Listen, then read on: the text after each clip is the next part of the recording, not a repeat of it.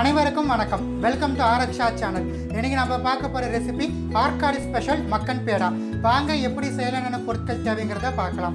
மக்கன் பேடா செய்ய தேவையான பொருட்கள்: ஸ்வீட்லெஸ் கோவா 150 கிராம்ஸ், மைதா 100 கிராம், கட் பண்ணி எடுத்திருக்க நட்ஸ் பாதாம், முந்திரி, பிஸ்தா, பால் 50 ml, பேக்கிங் சோடா 1/2 டீஸ்பூன், ஏலக்காய் optional 3 numbers, lemon juice 10 to 15 drops, நெய் 1/2 டேபிள் ஸ்பூன், சர்க்கரை 275 கிராம், தண்ணீர் 1 கப். எண்ணெய் வந்து நம்ம ஃப்ரை பண்ணி எடுக்க தேவைக்கேற்ப எண்ணெய் யூஸ் பண்ணிக்கலாம். வேணும்னா நம்ம ஃப்ரை பண்ணுறதுக்கு நெய் கூட நம்ம யூஸ் பண்ணிக்கலாம்.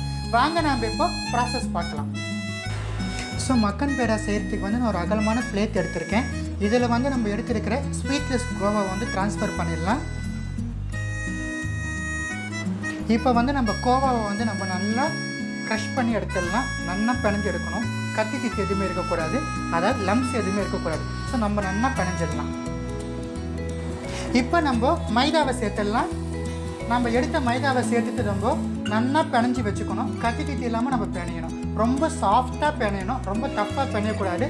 மக்கன் பேடாக்கு வந்து நம்ம எந்த அளவுக்கு சாஃப்டாக மாவு பிணையிறோமோ அந்த அளவுக்கு நம்மளுக்கு நல்லா வரும். பேக்கிங் சோடாவை ஆட் பண்ணிடலாம். பேக்கிங் சோடாவை சேர்த்துட்டு நம்ம நல்லா கலந்து விட்டுடலாம்.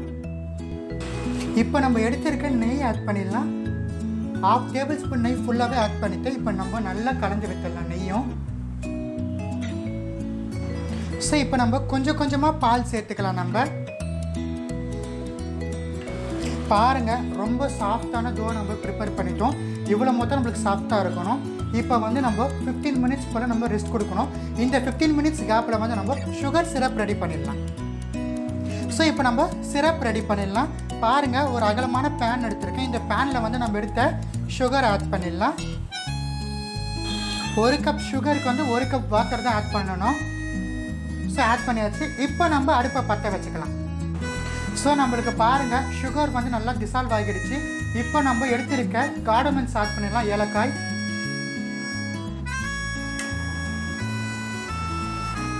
நம்மளுக்கு வந்து சுகர் சிரப் வந்து ஸ்டிக்கி கன்சிஸ்டன்சி வந்துடுச்சு. இந்த ஸ்டேஜில் வந்து ஒரு 15 drops போல் லெமன் ஜூஸ் ஆட் பண்ணிவிட்டு நம்ம ஃப்ளேம் ஆஃப் பண்ணிடலாம். 15 மினிட்ஸ் போல் நம்மளுக்கு மாவு வந்து நல்லா ரெஸ்ட்டில் இருந்தது. பாருங்கள், இப்போ வந்து நம்ம இதுலேருந்து ஒரு சின்ன போர்ஷன் எடுத்துகிட்டு நம்ம சின்ன சின்ன பால்ஸ் போல் நம்ம பண்ணிக்கலாம். ஸோ இது போல் வந்து பால் ஷேப்பில் பண்ணிவிட்டு நான் வந்து ஃப்ளாட் பண்ணிட்டேன். இதில் வந்து கொஞ்சமாக நட்ஸ் நம்ம வச்சுக்கலாம். கொஞ்சமாக நட்ஸ் வச்சுட்டு நம்ம மறுபடியும் இதை ஃப்ளாட்டன் பண்ணிக்கலாம்.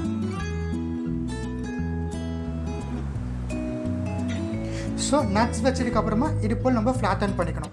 ஏன்னா மக்கன் பேடா வந்து ஆர்காட்டில் ஃப்ளாட்டாக இருக்கும். ஸோ நானும் ஃப்ளாட்டன் பண்ணிக்கிறேன். இதே போல் நம்ம ரிமைனிங் போர்ஷனில் இருக்க டோ எல்லாமே நம்ம ரெடி பண்ணி எடுத்துடலாம். பாருங்கள், நம்ம ரெடி பண்ண டோ வந்து அழகாக நான் ஃப்ளாட்டன் பண்ணி மக்கன் பேடாக்கான ஷேப்பை நான் ரெடி பண்ணிட்டேன். இப்போ இது எல்லாமே வந்து நம்ம ஆயிலில் போட்டு ஃப்ரை பண்ணி எடுத்துடலாம். ஸோ ஆயில் வந்து நம்மளுக்கு மிதமான தீயில் வச்சுருக்கேன். நம்மளுக்கு எண்ணெயும் கூட மிதமான சூடில் இருக்குது. இந்த ஸ்டேஜில் வந்து நம்ம ரெடி பண்ண மக்கன் பேடாவுடைய ஷேப்ஸை வந்து நம்ம டோவை வந்து 1 by 1 போட்டு நம்ம ஃப்ரை பண்ணி எடுத்துடலாம். ஸோ லோ ஃப்ளேமில் வச்சுட்டு தான் நம்ம ஃப்ரை பண்ணணும். ஸோ பாருங்கள், நான் ஒரு பேட்சுக்கு வந்து 4 பீசஸ் தான் சேர்த்துருக்கேன். இது வந்து நம்மளுக்கு நல்ல கோல்டன் ப்ரௌன் கலருக்கு வர மொத்தம் நம்ம ஃப்ரை பண்ணி எடுத்துக்கலாம். ஸோ பாருங்கள், நம்மளுக்கு மக்கன் பேடா வந்து நம்ம ஃப்ளாட்டாக போட்டோம். ஃப்ரை ஆக சொல்ல பாருங்கள், நல்லா நம்மளுக்கு ஷேப்போடு கரெக்டாக வந்துடுச்சு. இது வந்து நல்ல கோல்டன் ப்ரௌன் கலருக்கு வந்துடுச்சு. கிறிஸ்பியான கோல்டன் ப்ரௌன் கலர் சொல்லுவாங்க.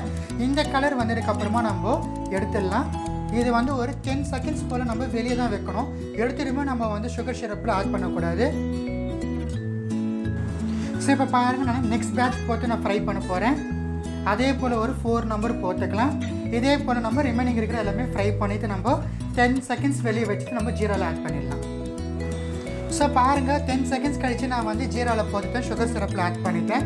இது வந்து நம்மளுக்கு 5 hours போல், இல்லை மினிமம் 5 hours இருக்கணும். மேக்ஸிமம் 24 hours நம்மளுக்கு இருக்கணும் சுகர் சிரப்பில்.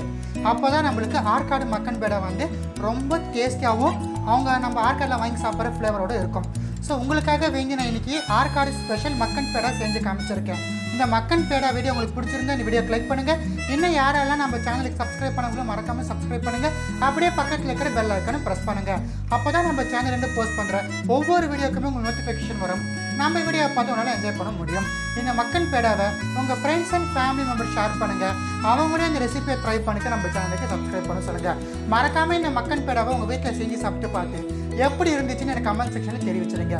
உங்களை மீண்டும் இன்னொரு கலக்கலான ரெசிபியில் சந்திக்கும் வரை உங்களிடம் இருந்து விடைபெறுவது உங்கள் VPSN. நன்றி, வணக்கம்.